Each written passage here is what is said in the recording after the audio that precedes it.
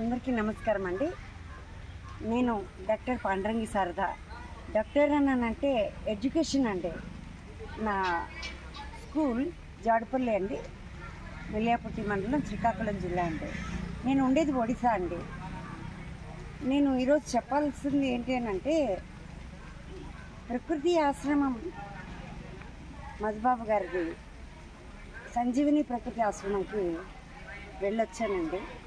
ఎందుకంటే చాలా అనారోగ్య సమస్యలతో చాలా ఇబ్బందులు పడ్డాను. దాన్ని నేను మా అబ్బాయి చూసింతో నాకు ఉండేటువంటి సెలవులు తక్కువ, కొన్ని నా అకాడమిక్ అండ్ పర్సనల్ ప్రాబ్లమ్స్ నేను డాక్టర్ గారి దగ్గరికి కలవడానికి వెళ్ళలేకపోయాను.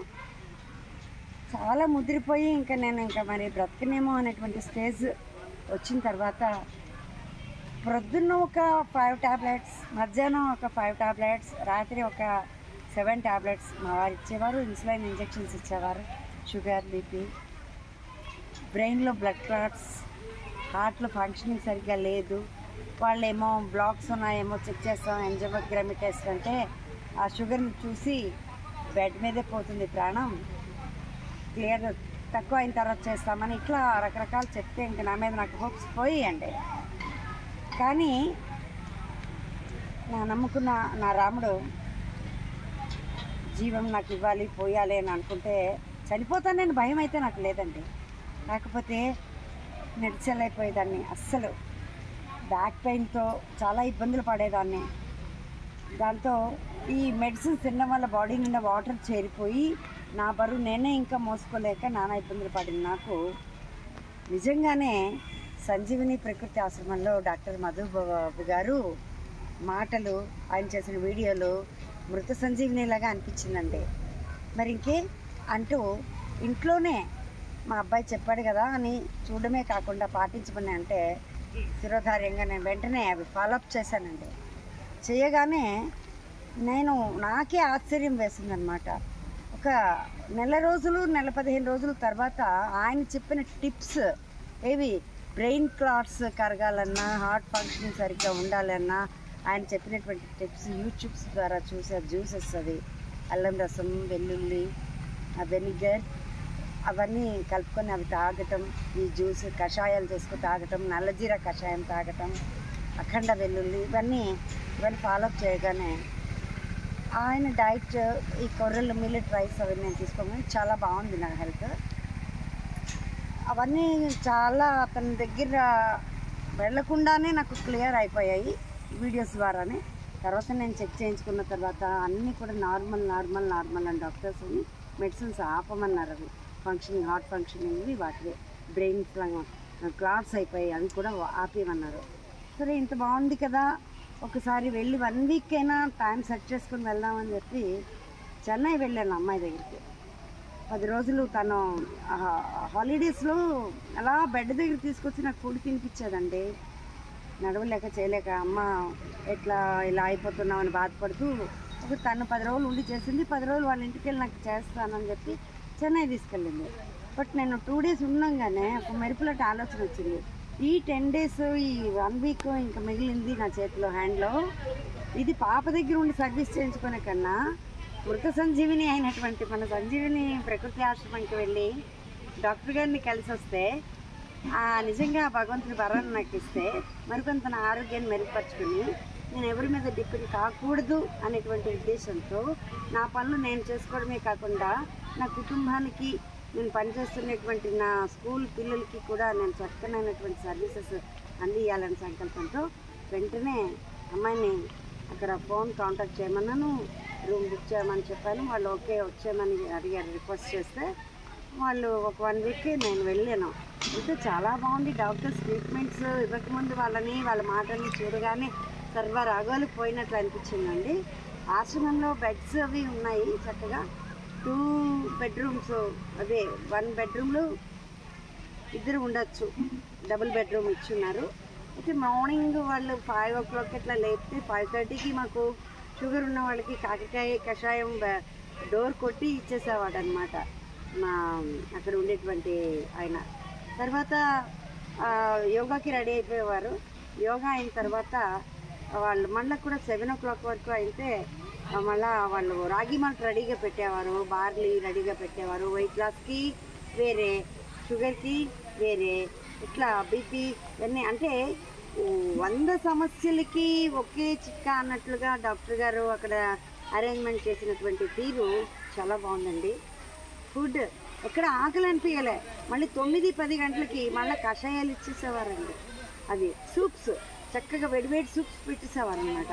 వీళ్ళు పక్కేమో మసాజెస్, అవి కేరళ వాళ్ళండి. వాళ్ళు పంచకర్మలోని ట్రీట్మెంట్స్ అందులో ట్రైనింగ్ అయి వచ్చినటువంటి అమ్మాయిలు చేశారు. మాకు చేస్తే నిజంగా స్వర్గధామం ఆ సంజీవిని అని అనిపించింది.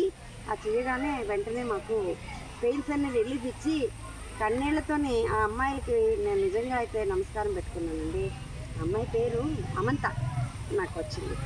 అమంత వాళ్ళు తర్వాత చేసిన తర్వాత చాలా రిలీఫ్ ఇచ్చి కన్నీళ్ళు. తర్వాత శిరోధారణ చేశారండి. నేను నిద్రపోయి చాలా రోజులైంది. అయితే హాయిగా నేను ఇప్పుడు నిద్రపోగలుగుతున్నానండి.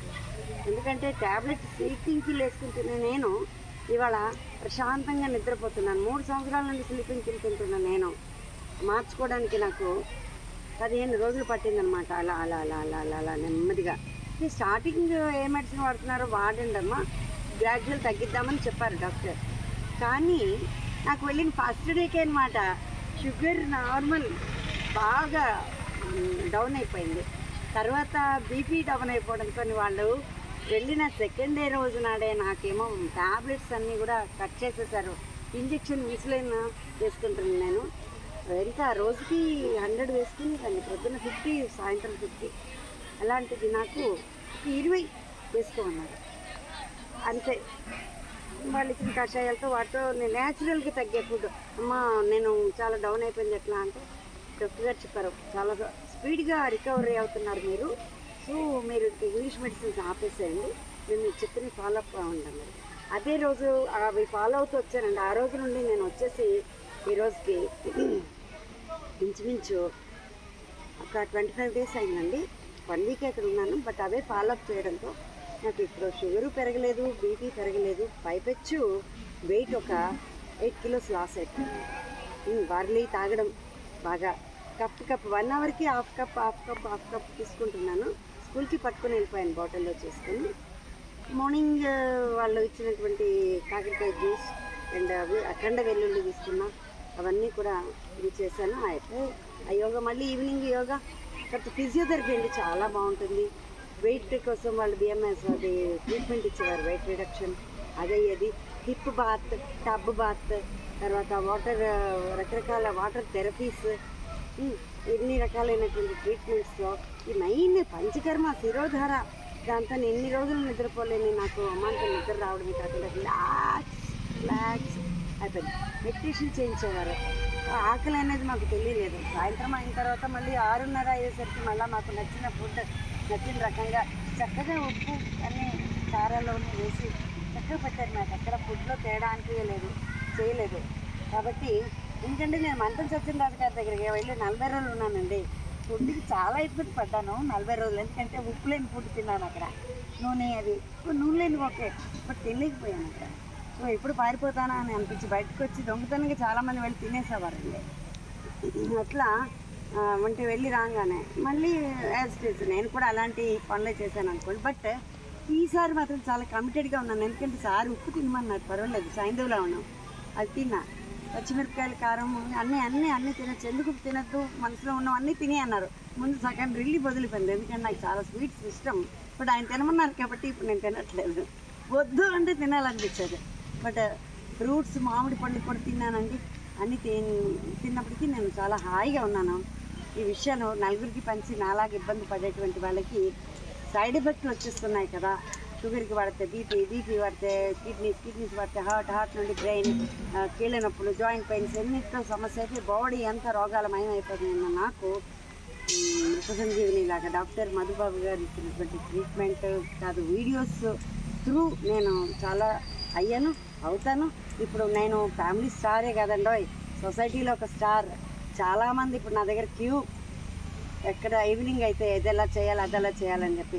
నేను మా స్కూల్లో ఇసుక పట్టుకొని తీసుకుని కాపడాలు పెట్టడం, తర్వాత అలానే ఉప్పు కాపడం పెట్టడం, ప్యాక్స్ వేసుకోవడం, జీలిడాకు ఆవు నూనెతో పెట్టుకొని ఎక్కడ నొప్పి లేదు అక్కడ కాపడం వేసుకోవడం.